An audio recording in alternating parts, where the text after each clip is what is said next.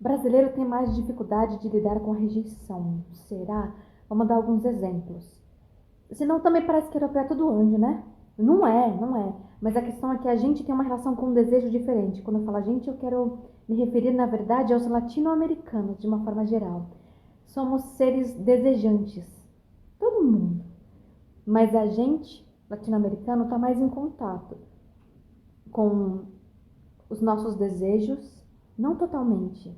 Todo mundo reprime muita coisa, mas a gente tem uma habilidade em desfrutar mais do que é simples, em procurar momentos de prazer. Creio eu que é pra gente também se refugiar um pouco nessa vida, né? Porque temos mais problemas também.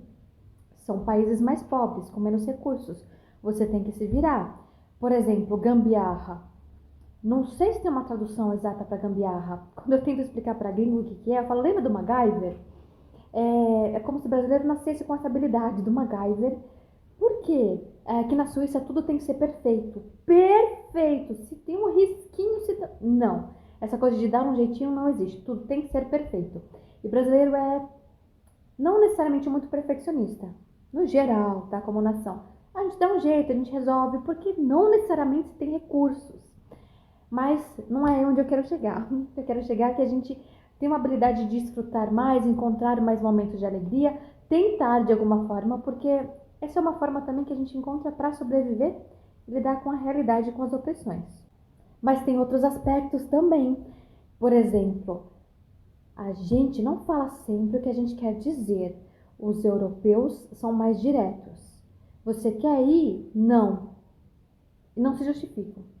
A gente precisa cumprir o ritual, ou o que uma amiga minha fala, a dança. Eu vou ver, tá bom, depois você me fala. Sabe o que é? Tá bom, tem certeza? Sempre tem um jogo, uma dança. Não é não só necessariamente que a gente não consegue falar não, mas o outro também não está pronto para ouvir o não. Então a gente se sente o quê? Rejeitado, não gosta de mim. Como assim? Porque a gente está acostumado com essa dança. E às vezes a gente faz coisas que a gente não quer fazer. Por exemplo, oferecer coisa. Isso é uma coisa que eu parei de fazer. Tipo assim, oferecer bis eu não ofereço. O que acontece no meu coraçãozinho? Eu morro de culpa. Nádia, você deveria estar oferecendo. Vão achar você mal educada, não vão gostar de você. Mas eu não ofereço, porque eu não quero de verdade oferecer um bis. Eu quero bis pra mim, é muito pequeno. Mas a gente fala com ódio no coração, quer? Entende?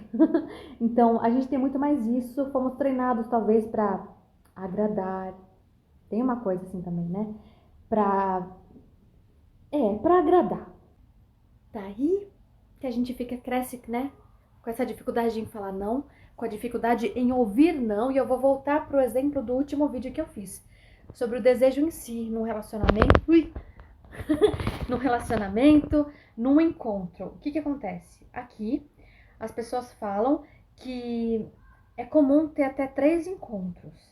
Para que realmente aconteça. Eu vou pegar o celular em algum lugar, que tá tremendo, peraí. É comum rolar até uns 3 encontros só conversando, saindo para caminhar junto ou tomando um café, sem necessariamente flat, até que talvez, se realmente houve interesse, haja um primeiro beijo. É comum, não é sempre assim, mas é comum, acontece. E no Brasil em geral, eu também posso estar enganada. Eu tô falando mais de São Paulo. O que acontece que prevalece não é sempre assim, óbvio. Se não rola um beijo, alguma coisa assim, normalmente é porque você não gostou da pessoa. Ou se não há uma tentativa para esse tipo de aproximação, você já pensa, não gostaram de mim.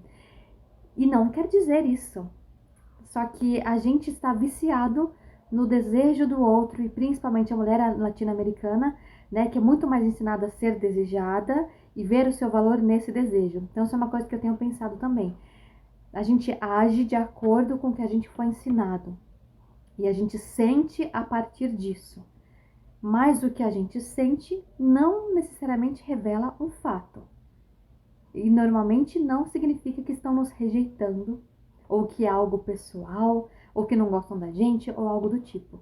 A gente precisa ser livre para falar não, mas para que a gente possa se educar como pessoas que sabem falar não, sabem se posicionar, a gente também precisa ser a pessoa que sabe ouvir o não, ou a ausência, né? O não beijo, o não ligar, o não mandar mensagem. não necessariamente ver como algo pessoal, como uma coisa horrível. Será que, de novo, isso não tem a ver com essa cultura machista, principalmente na América Latina, onde a gente ouve, né? O que significa ser homem? O que significa ser homem na América Latina? Também tem muito machismo na Suíça. Mas, por exemplo, tem umas roupas aqui que o pessoal usa pra correr, principalmente, umas calças engraçadas, umas faixas rosa na cabeça, que eu vejo que não reforça a masculinidade latino-americana, do cara que tem seu, sabe, garanhão, sei lá. E tem coisa assim que os caras vestem aqui, se arrumam super mauricinho, assim, gomadinho. Algumas coisinhas que eu vejo no Brasil, já eu, ai meu Deus, sabe, que gay. O que é uma coisa extremamente machista e homofóbica também. E, e muito ainda do que representa ser homem, no geral, mas principalmente no Brasil, está associado à sexualidade, à sua performance. Tem que comparecer, né? Então isso é muito opressor para os homens e para as mulheres. E sempre fica essa coisa de que a gente ouve, né? Que o ciúme é o tempero do amor. Ou eu cresci ouvindo que é natural que os homens traiam. Cresci ouvindo isso. Isso não é real, isso não é presente também em todas as culturas. Isso já tem a ver com o quê?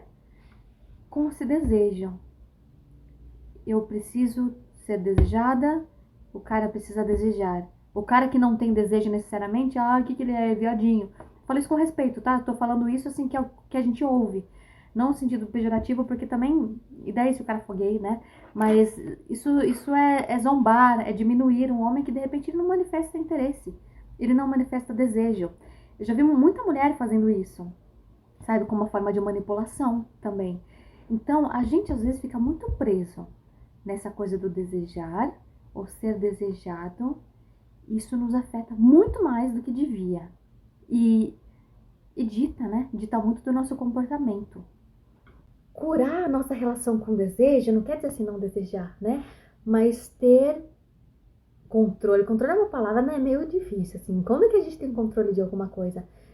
Tá, mas ter consciência. Consciência do que eu quero. Por que eu quero? Às vezes a gente não sabe o porquê a gente quer as coisas. É porque sim.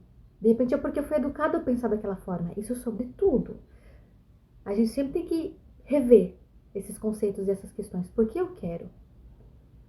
O que isso faz por mim? O que isso faz de mim?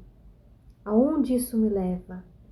A gente precisa curar a nossa relação com o desejo para equilibrar isso da gente, dentro da gente, para que a gente seja senhor de si mesmo.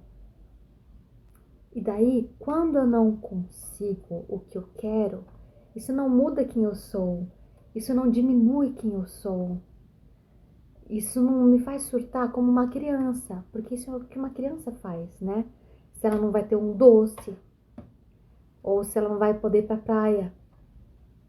Muitas vezes a gente cresce, eu sempre falo isso, a gente cresce em tamanho, mas emocionalmente ainda como criança, né? E eu acredito que um ponto central da nossa vida é equilibrar a nossa relação com o que a gente deseja. E também entender que nem todo mundo precisa me ver, me entender, me aceitar ou me desejar em qualquer aspecto para validar quem eu sou. Viajei bastante, né?